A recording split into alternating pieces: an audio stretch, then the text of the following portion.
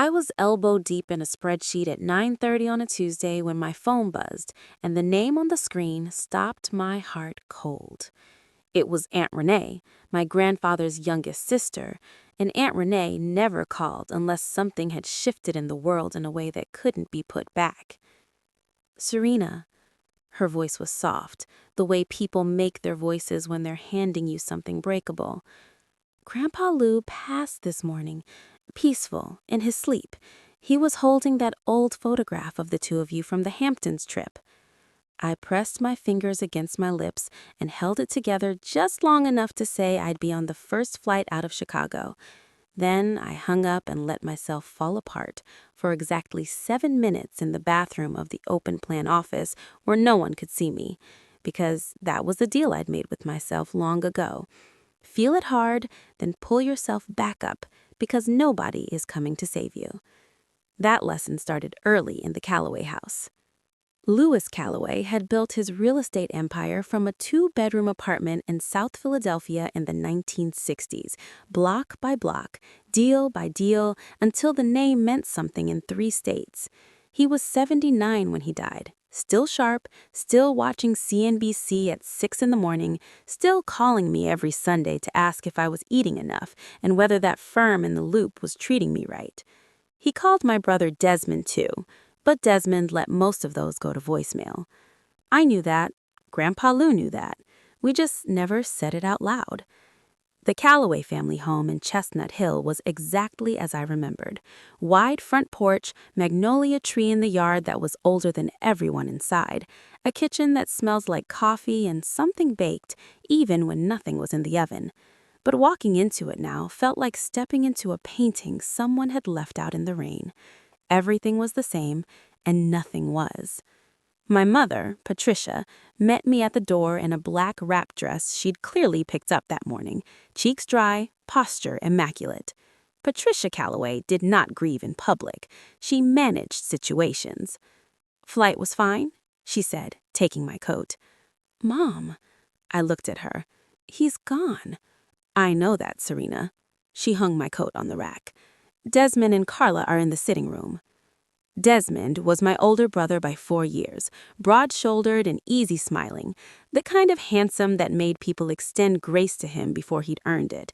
He was sitting in Grandpa Lou's chair, Grandpa Lou's actual chair, the one nobody sat in, with his wife Carla perched on the arm beside him, her hand on his shoulder like a prop in a photograph.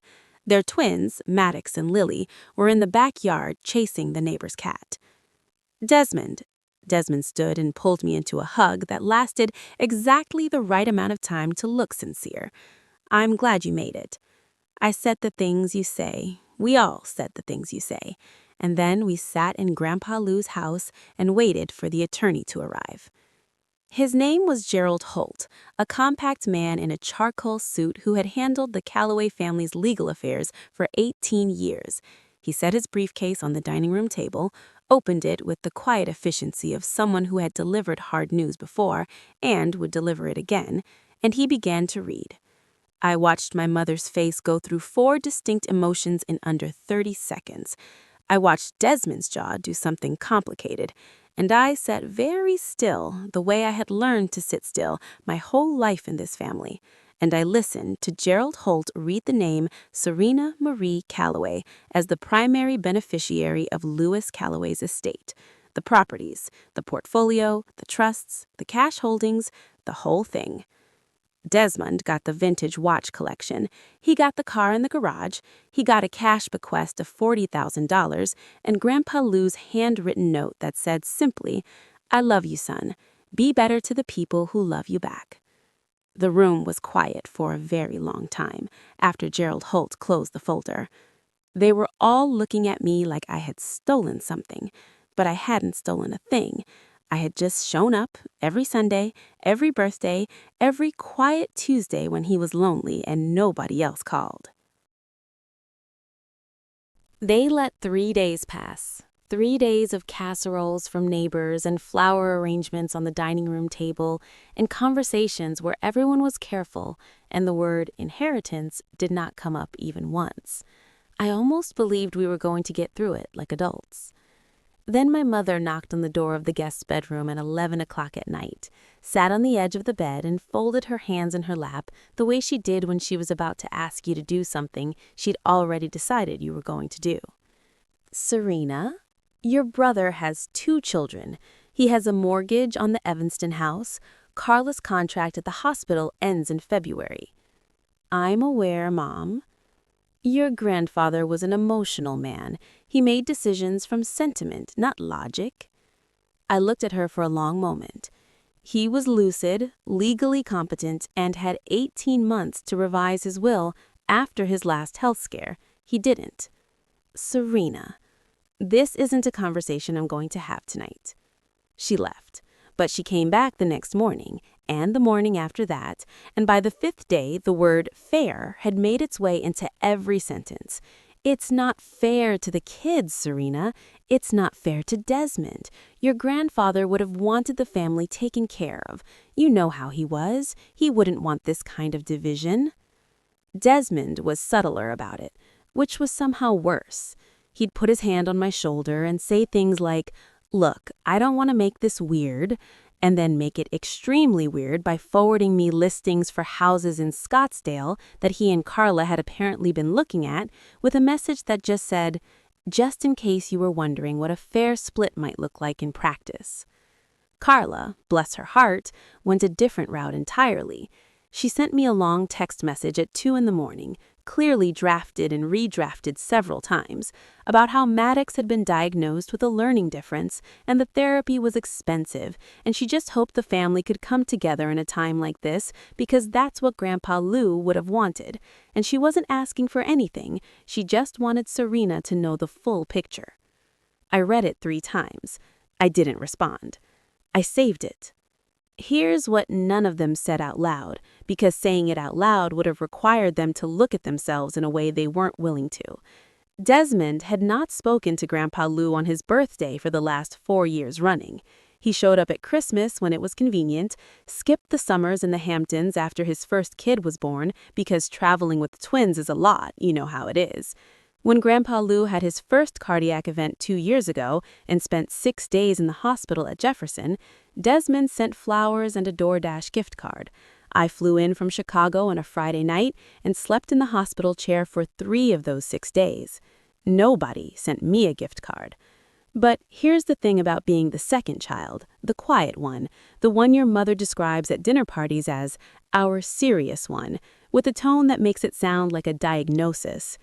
You learn early to keep records, not out of bitterness, out of survival. You learn to document, you learn to remember. You learn that the golden child gets the story, and the other one gets the receipts. I had so many receipts. The thing about Louis C. Calloway that people who didn't really know him always got wrong was this. They thought his warmth made him soft. They thought because he laughed easily and called everyone baby and kept a photo of every grandchild on his desk that he was sentimental to the point of being naive. They thought they could charm him. Desmond had been charming him for 33 years, charming him at the holiday table, charming him at family functions, calling him Pop in that easy way that sounded like love and cost nothing. Bringing the twins over twice a year and letting them climb all over Grandpa Lou like he was a piece of playground equipment and calling that a relationship. What they didn't know, what I only pieced together fully after Gerald Holt handed me a sealed envelope that Grandpa Lou had left specifically for me, separate from the legal documents, was that my grandfather had been watching all of it for a long time, not with bitterness, not with anger, just with clear, patient eyes. The letter was 4 pages, handwritten in his loopy cursive that always leaned slightly to the right, like it was in a hurry to get somewhere. He wrote about the Sunday calls. He wrote about the time I drove 6 hours round trip to fix his internet router because he didn't want a stranger in his house with his files. He wrote about the summer I was 24 and completely broke, and he offered me money, and I told him no, I'd figure it out. And he said that was the moment he understood who I was. He wrote about noticing over years the difference between people who loved him and people who loved what he represented. He wrote, "Serena, I know this will make things hard with your mother and your brother. I know they'll say I wasn't thinking clearly or that I was playing favorites. I need you to know I was thinking more clearly about this than I have thought about anything in years. The money goes to the one who showed up. That's not sentiment, that's justice. I folded the letter back into the envelope. I put it in the inside pocket of my blazer, close to my chest. And I walked back into that house, and I looked at my mother and my brother and his wife with their careful eyes and their patient manipulation, and I thought, okay, let's play. My mother called it family loyalty. I called it what it was, a shakedown dressed up in Sunday clothes. I found out about Desmond and the woman named Priya 3 weeks after I flew back to Chicago, and I found out the way you find out most things you weren't supposed to know, by accident, in a context that made everything else suddenly make sense. I was having dinner with my college friend Jade, who worked in wealth management in Philadelphia and moved in the specific social circles that old money creates, and Jade said, with the careful tone of someone choosing their words, "How is your brother doing these days?" I asked because I saw him at the Four Seasons in Rittenhouse Square last month, and he was with someone who was definitely not Carla. I set down my fork. "Tell me more." Jade told me more. Her name was Priya Anand. She was an architect with a firm in Center City. She was not married, and she and Desmond had apparently been a known thing in certain circles for a while, known enough that Jade had assumed I knew, which was why she'd mentioned it so casually. I drove home that night thinking about Carla's 2 a.m. text about Maddox and his therapy, and the expensive learning specialist, and how she just hoped the family could come together. I thought about Desmond forwarding me real estate listings in Scottsdale. I thought about my mother sitting on the edge of the bed with her hands folded, saying, "Your brother has 2 children and a mortgage." What my mother didn't know, and this was interesting, was that Desmond had been funneling money, slowly, carefully, over 18 months. Small transfers to an account Carla didn't have visibility on, the kind of thing that only shows up if someone is specifically looking. I know this because 2 weeks after my dinner with Jay, I got a call from Carla. Not a text this time, a call, voice shaking slightly, asking if I knew anything about a company called Meridian Capital Advisors, because she'd found paperwork and Desmond wasn't answering her questions. I told her I'd look into it, and I did. It took me 4 days and a very good forensic accountant named Marcus who owed me a favor, and what Marcus came back with was a picture of a man preparing to leave a marriage while simultaneously trying to access a deceased family member's estate to fund the exit. He wanted my inheritance not for his kids, not for the mortgage. He wanted it because he was building a second life and he needed capital, and I was the easiest mark, because I was the quiet one, the serious one, the one who always gave in to keep the peace. Except I wasn't that person anymore. Maybe I never had been underneath. My mother called me on a Thursday to tell me she thought we should have a family meeting over the holidays, all of us in Chestnut Hill, civil and mature, to discuss the estate and how to move forward in a way that honored Grandpa Lou's legacy. She said the word legacy 4 times in under 2 minutes. "Sure, Mom," I said. "Let's do that." What I didn't say was that I had spent the previous 2 weeks doing something I probably should have done years ago, actually looking at the financial history of the Calloway family with fresh eyes. Specifically, I was looking at a real estate transaction from 11 years earlier involving a commercial property in Northern Liberties that had been owned by the family trust and sold in a way that my grandfather, according to a very careful reading of his personal journals that Aunt Renee had given me, had not fully understood or authorized. My mother had been the one managing the family's paperwork during the 2 years my grandfather's eyesight was declining before his surgery. She had power of attorney for a period of 14 months. The Northern Liberties property sold for $800,000 in 2013. The trust received $640,000. There was a management company in the middle, a company I could not find evidence of ever existing before or after that transaction, that took the remaining $160,000 as a facilitation fee. I found the LLC registration for that management company. I found the registered agent. I found the address, which was a mailbox service in Wilmington, Delaware.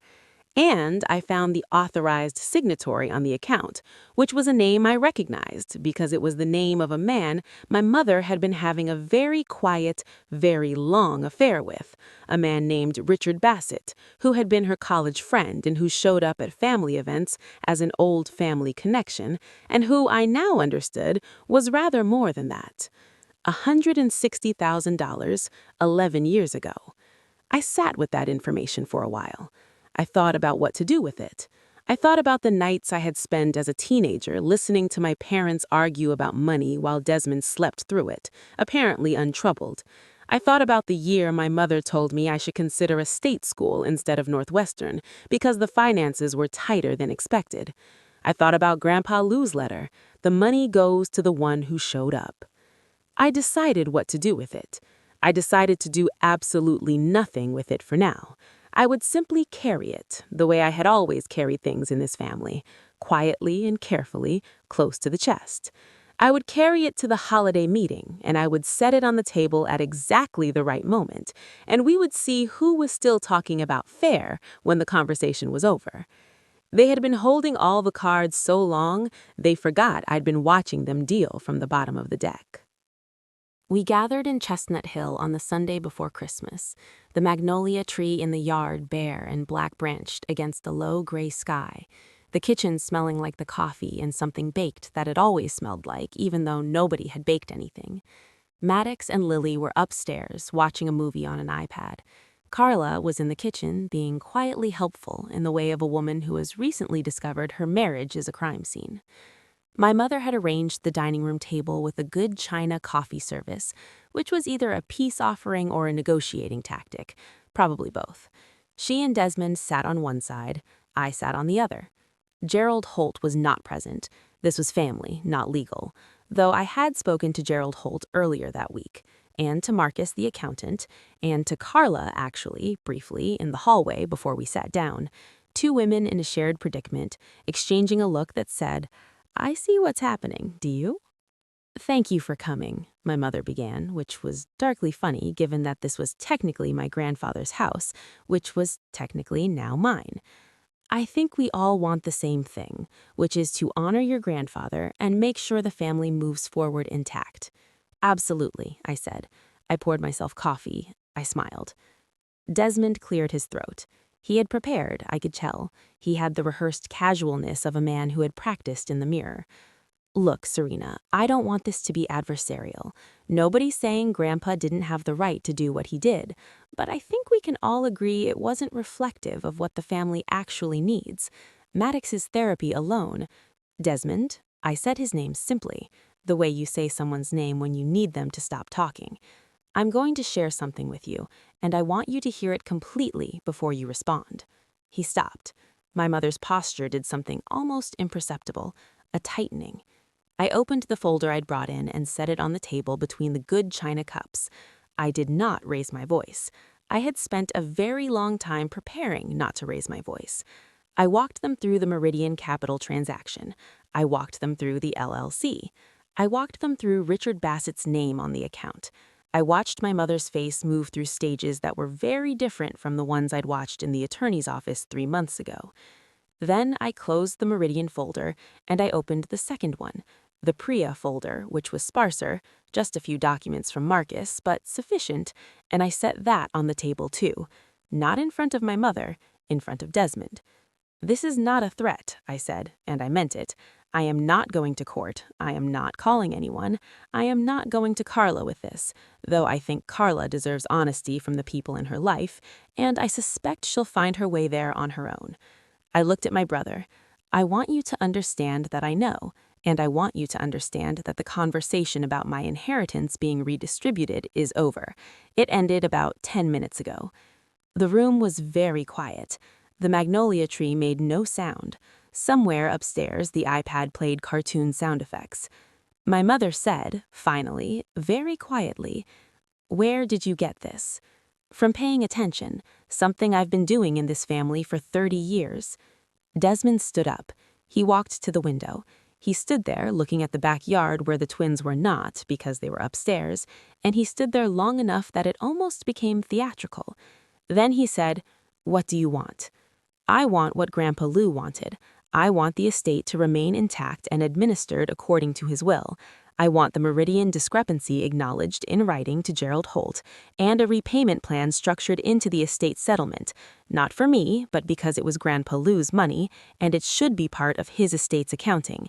And I want everyone in this room to understand that I love you, genuinely, and I have no interest in burning anything down.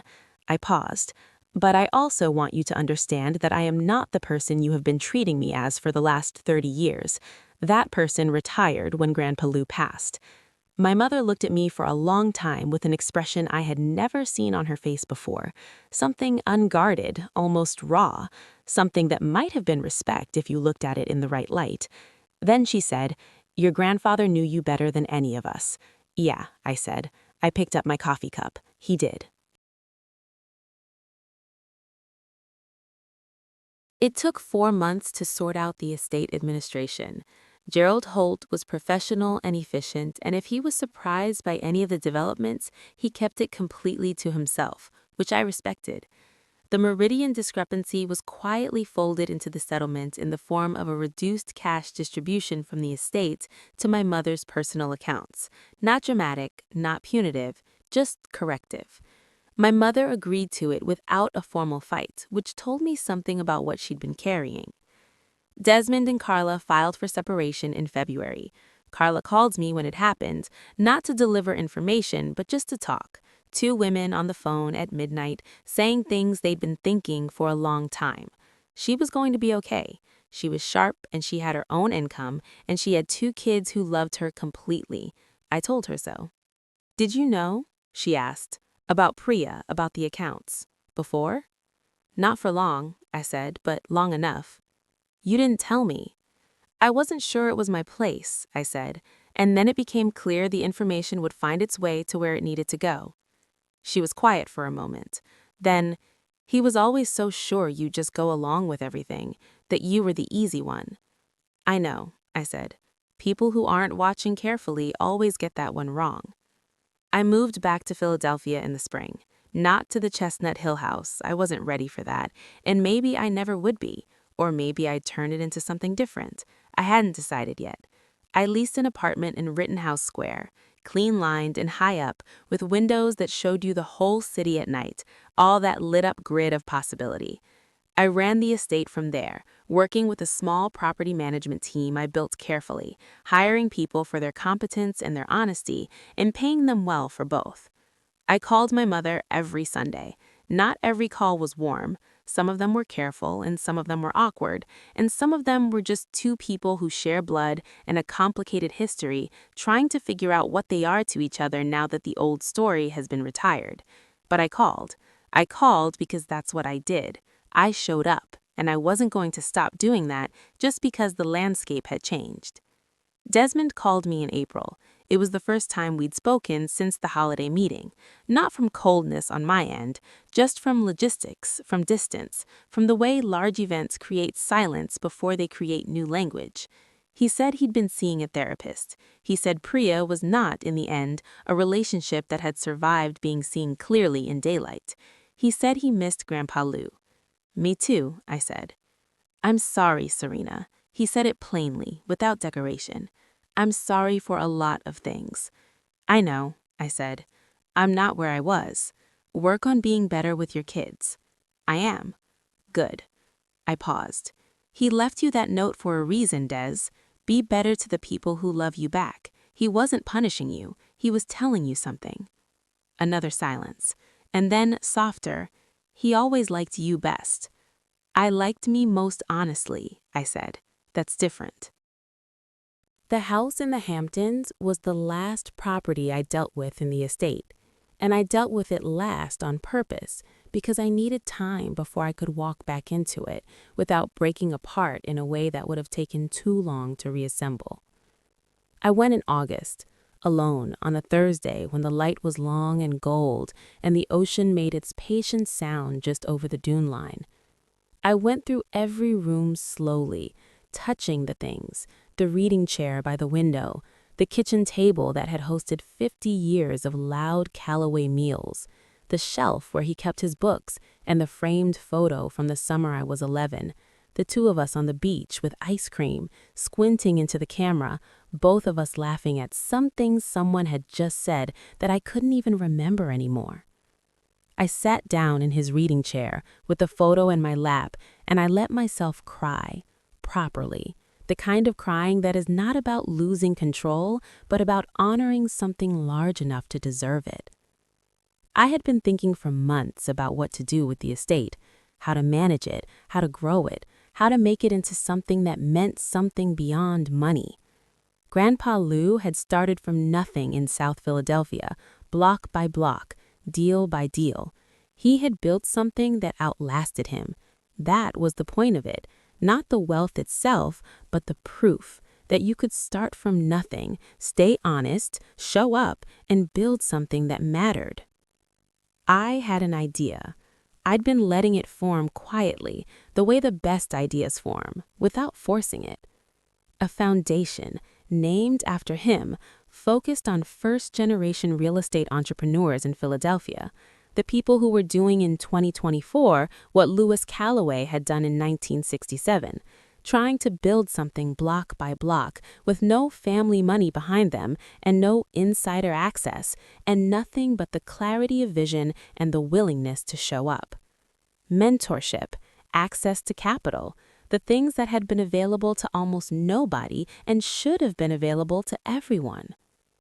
I would run it, not as a charity, not as a legacy performance for people who wanted to put his name on a plaque, but as a real working institution that did real working things.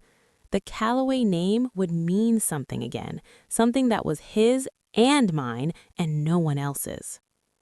I walked out onto the back porch as the sun got low and the sky went the color of something precious, amber and rose, and that deep layered blue at the edges that you can only see for about 12 minutes before it's gone.